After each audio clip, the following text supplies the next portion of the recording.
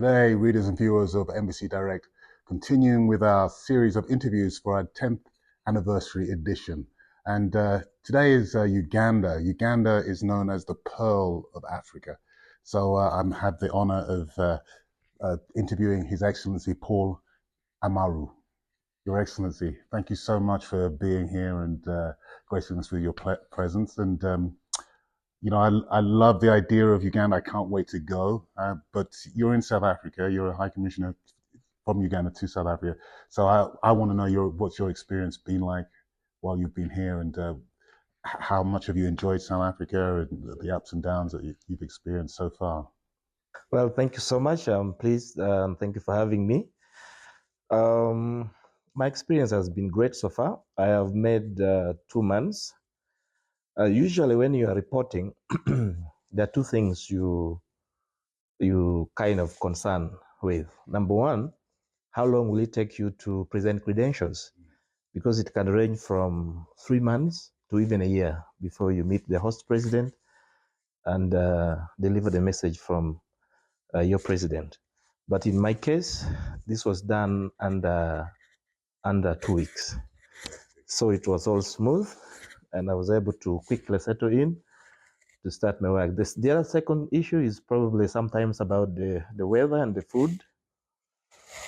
And I got here at the end of winter. That was first week of August. So I got the warmth, which is quite close to home in Kampala. And also the food is great. So far so good, nice people, and I'm looking forward to a great tour of duty. Yeah, fantastic. And what are your hopes in terms of that? As you go forward, what do you hope to achieve while you're here? Well, already it's important to know that Uganda enjoys very strong bilateral relations with South Africa, which started actually way back, even before 1994, when South Africa got its freedom for everyone to feel at home. So we hosted the MK armed group of ANC in 1989 at a place called Kawaweta. But now, as I speak, we have managed to come up with a framework under what we are calling the Joint Commission for Cooperation. And this was first established in 2010, and South Africa was able to host the first conference between the two countries in 2012, and Uganda hosted one recently in July. So the JCC provides a framework to deepen cooperation in every sector and in many other aspects. So as I speak, we are signing many MOUs that should facilitate cooperation between us. And I should say the focus more and what I'm looking to achieve is economic and commercial diplomacy. So does that cooperation extend out towards cooperating in international forums like the United Nations, into regional forums? Do you sort of foster that and help each other in those forums as well? Yeah, well, as I should highlight that the two principles, both President Museveni and President Ramaphosa, have made big steps on the international stage. And indeed, at the UN, at the AU, and also you have NAM, the non-aligned movement. Actually, Uganda will be taking over the chairmanship, and we shall be hosting a major conference in Kampala next year. So South Africa has been a big supporter to make this happen. We are also working closely with South Africa under BRICS. And right here in South Africa, we have Pan-African Parliament. And then we also have had efforts under AU, for example, the peace efforts in Somalia, where Uganda played a leading role, but with support from South Africa. We also had support we worked together with South Africa in the peace in Burundi, and even ongoing efforts in DRC and South Sudan. So indeed, our cooperations have been broad and continues to deepen. That's fantastic to hear. And then Uganda has a big youth population. I think it's is it the it's probably the youngest population in the world. I'm not Yeah, sure. Yeah, I think the average should be under 18 when you do the average. So a huge number of our population are young, and of course that speaks to potential that we have in terms of market. As I speak now, we are almost reaching 50 million people, but because of the growing population in the EAC, the East African Community, DRC has come on board. So we are looking at almost an aggregated over 300 million in that region. But Uganda, certainly with a youthful population, one, it means there's going to be access to manpower and skilled manpower, because we have given a lot of effort in education, training our young people. So anyone who wants to invest in Uganda is rest assured that there will be access to labor. So if somebody wants to invest in Uganda from South Africa, what is there a chamber of commerce here that they will go through? How will they further that? Yeah, I should mention, as I speak, I think the value of bilateral trade between Uganda and South Africa is well over 3 billion rand now, and it's growing. But because of the good investment climate in Uganda, majority of the major investors in the country actually are from South Africa. So like in telecommunications, we have MTN, energy, we have Escom, and they're actually doing well in Uganda. Wow, really? Quite doing well. In the banking sector, we have ABSA, we have Stanbic, which is standard here, and many others. So already that is a clear testament that the environment is healthy, and hopefully we're looking forward to having a major business summit in February next year, and we're anticipating that the both presidents will participate. So this is yet to strengthen.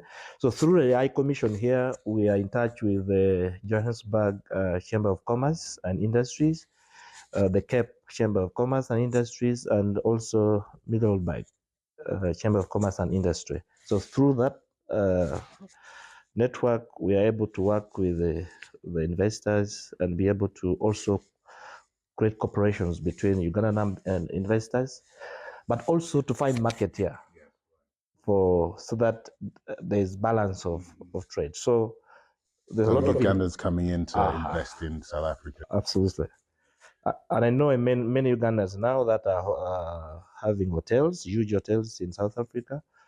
Ugandans are in the education sector, especially TVET, technical vocational training, and a couple of them are leading in that sector. And also the population in this area, the Ugandans are quite many here. I should have also mentioned that the embassy takes care of 5 other countries. That is Botswana, Namibia, Zimbabwe, Eswatini, and Lesotho. So it's broader, and our approach is to see how to integrate, especially investment and trade efforts, because we are now moving to intra-African trade. We think there's a huge potential here which is not being harnessed. But talking about that, so moving on to the Pearl of Africa itself, and what about tourism and tourism going from here to Uganda? What would you suggest? Are there visa requirements? Where would you suggest people go? Yeah. Well, before I mention on the visa, our we actually have now Pearl of Africa destination brand, which is our flagship brand, and within, first of all, on the big five, what you call the big five, the Lion, the buffalo, the leopard, the black rhino. We have all of them in Uganda. The Great Lakes region, when you hear about the Great Lakes, Uganda has 5 of that. You have Lake Victoria, you have Edward, you have Albert, you have Kyoga, and you have Bunyonyi, which is the second deepest in Africa after Lake Tanganyika. And when you talk about the marine bliss, because of the existence of all those lakes I'm talking about, it's the major one. We have mountains. You've heard of Rwenzori. We have major national parks: Queen Elizabeth, Kidepo, Masishon Falls. That's where you can see the gorillas. The gorillas, yeah. Right. So Uganda is a great destination. I think the world is yet to see a lot more. We are opening up and trying to create visibility about the treasure we have within tourism. So as a mission, we are giving visas. You are able to apply online easily, and sometimes when the tourists or investors are caught up with time, even in a day, we're able to expedite, so that we make the experience flawless. So what we want to push with the government is also to work on cooperation on ordinary visas. So far, we have succeeded in achieving with official or service visas, and diplomatic visas don't require visas. You just go to the airport and fly in. And so we have opened up negotiations also in the area. That's where the majority of our people are, both South Africans and Ugandans. Because when we talk about integrating Africa, the borders still seem to be an issue, and it impedes trade. So let me ask you what what you think the future for Africa is, and where do you think Uganda's role in that will be? What is the future of that continent? I think Africa for a long time has remained. We've been working in silos, fragmented. That's why even we are pushing for now reforms in the UN. You see, Africa as the entire continent does not have a voice. It's not a permanent member, and so I know there has been talks of having a unified Africa, and I think we are starting in the area of trade, investment, commerce, pushing for reforms in the migration laws and consular services.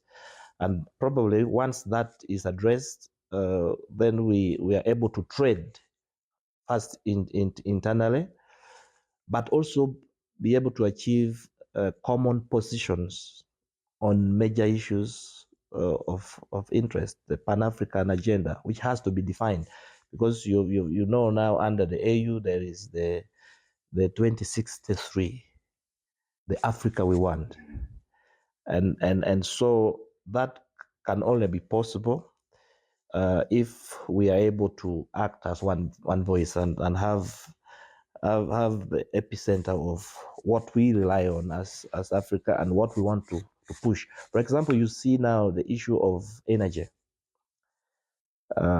poverty in Africa. The West, Europe, they're pushing for a transition that we now go to renewables, clean energy, and that transition is not yet harmonized with the situation we have back here in Africa. And so fossils and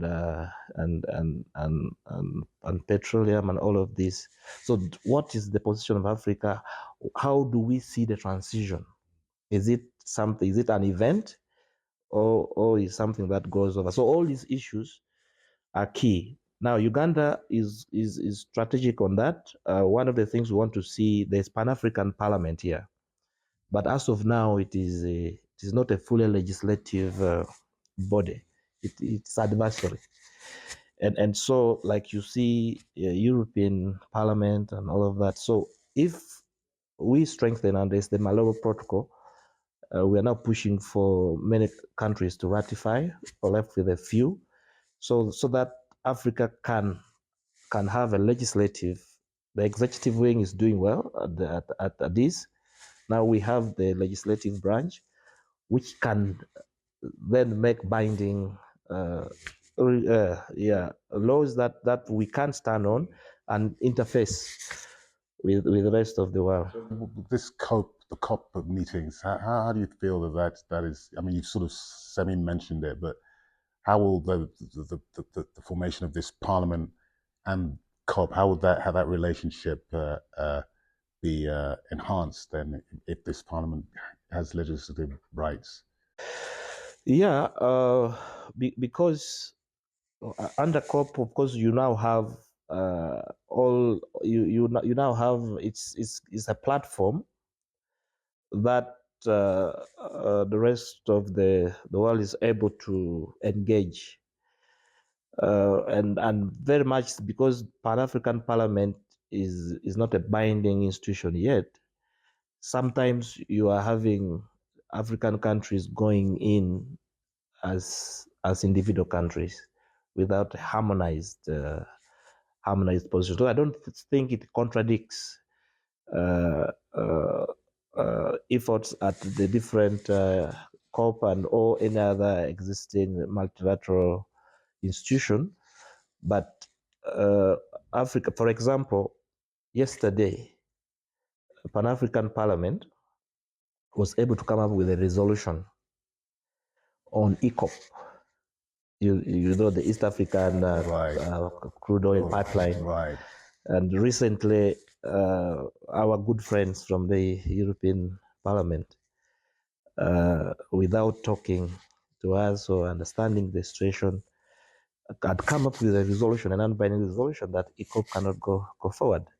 And yet this is a major project that certainly for example, most of our population are still using charcoal. So whether you like it or not, they are facing starvation and hunger and death. And we're talking about effects of climatic change. But trees are being cut down because that's the basic. There's energy poverty. So before you have addressed that, like we now go into people using gas and whatnot, you cannot jump a stage. So if Uganda is speaking alone, Tanzania is speaking alone, or just Uganda and Tanzania, and these issues cannot come and we legislate at a continental level and be able to engage as one voice. So that when you attack Uganda unfairly, you have touched the rest of Africa. So yes, no, hey, and well, I look forward to the formation of that Pan-African Parliament and its strength for the whole of the continent. And thank you so much, Your Excellency, for being here.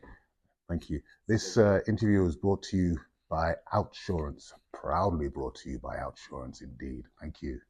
Thank you so much, sir. it's a pleasure. Thank you. Yeah.